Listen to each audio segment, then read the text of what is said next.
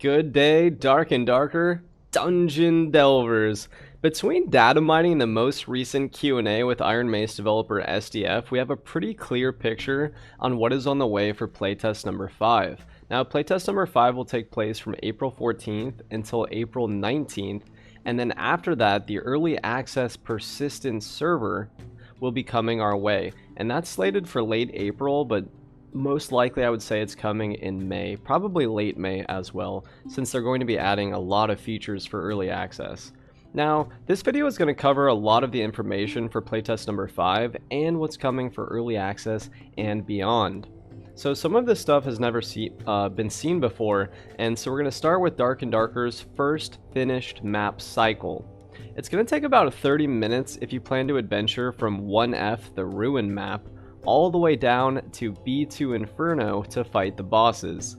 The Ruin map is this map cycle's first floor, which is where the 1F comes from, first floor, and will likely support around 27 players with a static delve area, allowing parties to head down to B1 Forgotten Castle rather than having to find red portals. This is similar to how the static extract works in the Goblin Caves, which is accessible only toward the end of the map and will replace a blue portal.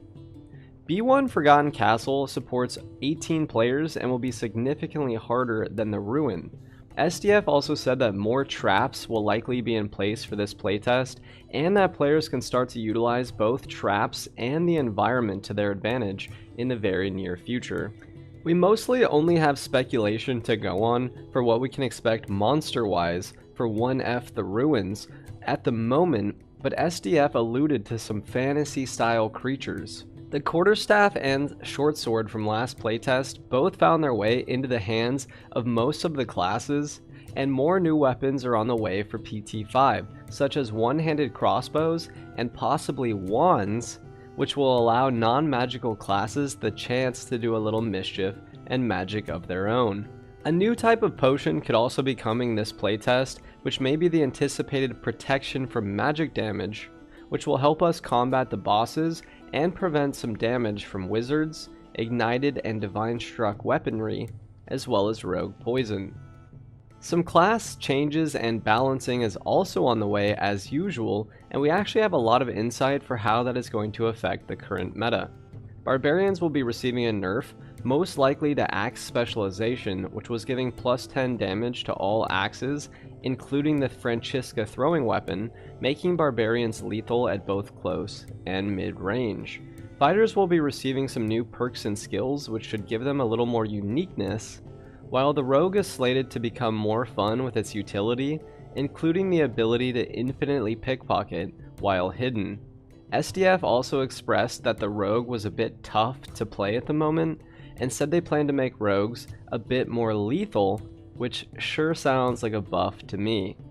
Rangers will perhaps be hit the hardest with the long speculated and now confirmed change from infinite arrows to a quiver type arrow system that will likely see them having to buy these items from merchants or loot them inside of the dungeon. Rogues will also have more poison types to choose from in the future, such as anti-healing and crippling varieties that slow, while rangers will have access to elemental arrows. Individual elements will also have their own resistance types. This should allow more build diversity and soften the current power spike from artifact weaponry.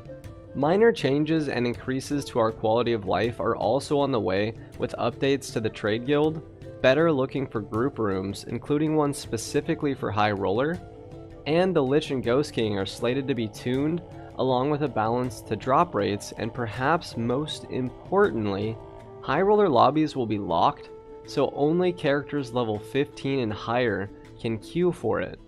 This was mostly enabled to prevent hackers and cheaters from targeting the most valuable gear sets, and on that note, Ironmace has promised to spare no expense when it comes to combating hacking and ensuring Dark and Darker doesn't become the next Escape from Tarkov or the Cycle.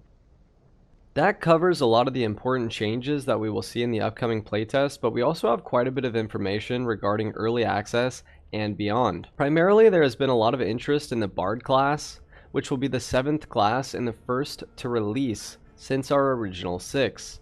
The bard will actively play its musical instruments to determine the outcome of its defensive, utility, and offensive capabilities in what sounds like a kind of quick time event. Additionally, questing, which seems to be similar to Escape from Tarkov in that the different NPC merchants in town will have sort of stylized narratives and objectives for us to pursue while we are on the different maps. This is also on the way for early access. Between questing and the new, easier Ruins map, players should have a more enjoyable early experience to learn the game and stack their banks, while the veteran adventurers will continue to delve to the basement levels and eventually go to high roller. Wipe cycles have also been confirmed for launch and beyond to keep things fresh and interesting, as well as a kind of ladder system to replace our current version of the leaderboards. Likely these will come with cosmetic rewards each season that we will be able to add to our hideouts and eventually our guild halls. Private lobbies, which were in use last playtest for the Rested XP's $2,500 boss killing tournament, will also hopefully come with launch in the 4th quarter of this year, probably around November or December.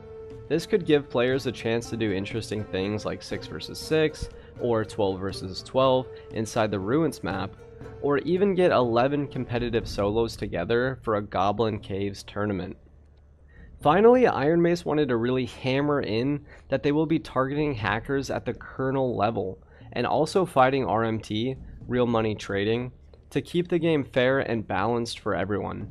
I can't wait to see you all for the upcoming playtest and early access, so let me know in the comments section what you're looking forward to most, or some hot takes and creative ideas that you'd like to see added or changed.